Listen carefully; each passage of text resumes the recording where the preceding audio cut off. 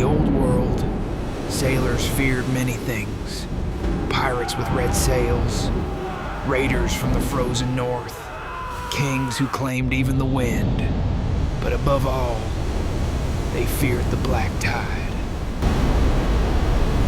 It came without warning.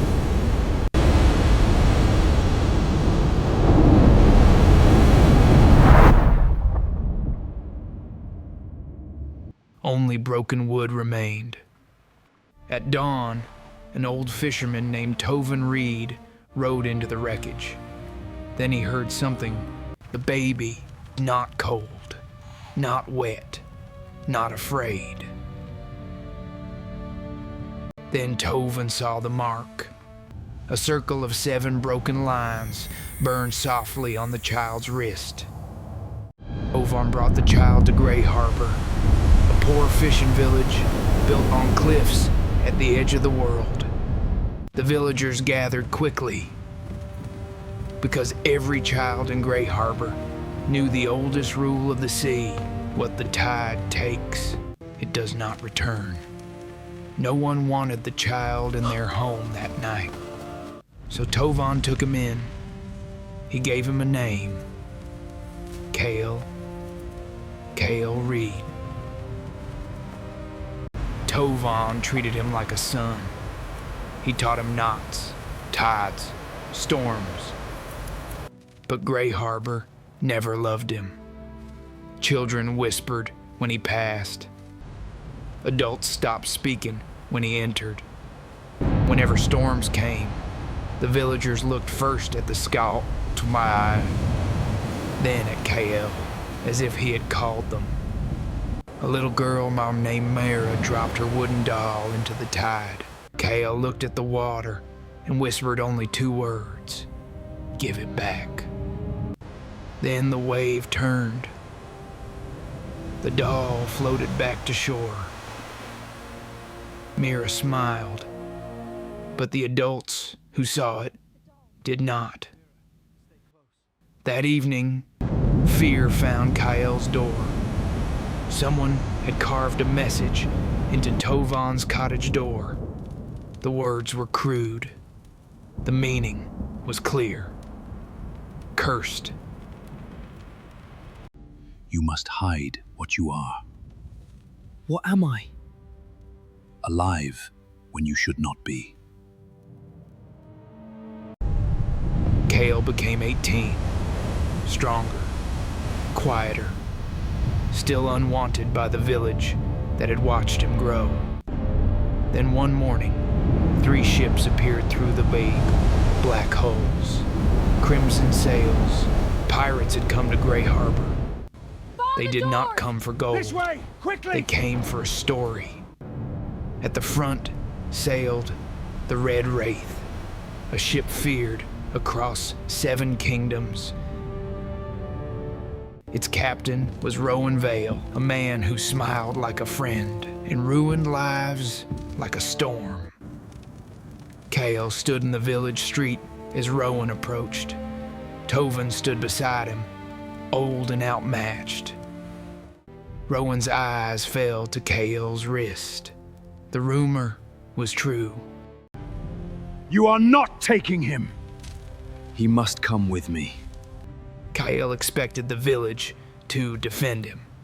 He had carried their nets, repaired their boats, fed their families. But fear has a short memory. Take him! He had lived among them for 18 years and still belonged to no one. Kael stepped onto the Red Wraith without fighting, not because he was afraid, but because there was nothing left to defend. Tovin stood alone on the dock, one hand raised against the fog. The only man who had ever chosen him. Neither of them knew if it was goodbye, but the sea knew. The sea always knew. That night, Kael stood at the railing of the Red Wraith, staring into black water that felt less like an ocean and more like an eye. Rowan came to him without guards. No threats, no blade, only questions.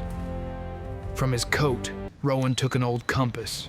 It was silver bronze, and it did not point north. Near Kael, the needle began to spin, faster, wilder, until even Rowan's steady hand went still. The fog changed. It did not drift like weather. It advanced like an army. Then came the horns. A sound from the frozen north. Longships emerged from the white mist, their wolf-carved prows cutting through black water. The Ironfjord clan had found them. At the front stood Astrid of Ironfjord, young, fierce, disciplined.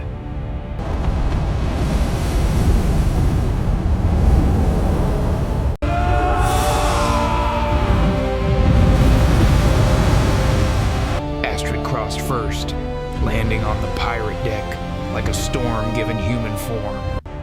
Rowan moved through the chaos with calm precision.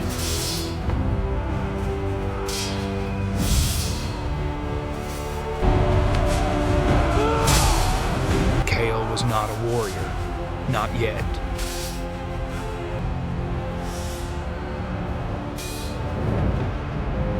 The mark glowed faintly through the fog, and Astrid's expression changed, because she knew what Kael did not. The sea had waited 18 years, and now, at last, it took him back. He tried to swim upward, but something pulled him down. Then the mark on his wrist awakened. The ocean beneath him opened into a path of blue light, descending into a darkness no sailor had ever survived. At the bottom stood a door taller than a castle wall.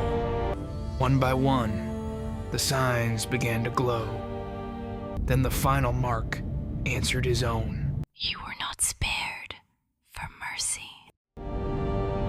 The sea threw him upward with the force of a rising storm.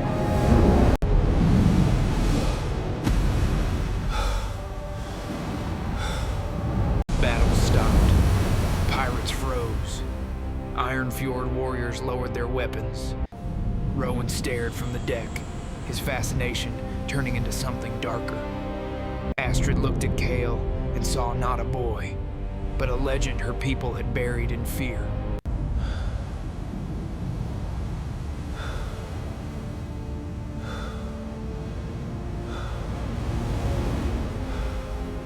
And everyone understood one terrible truth. The sea had chosen a side.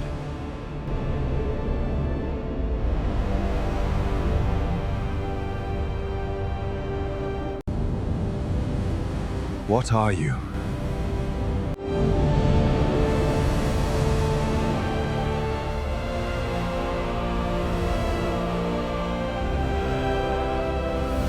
Far beneath the ocean, behind a door, no man was meant to find. The forgotten gods began to smile.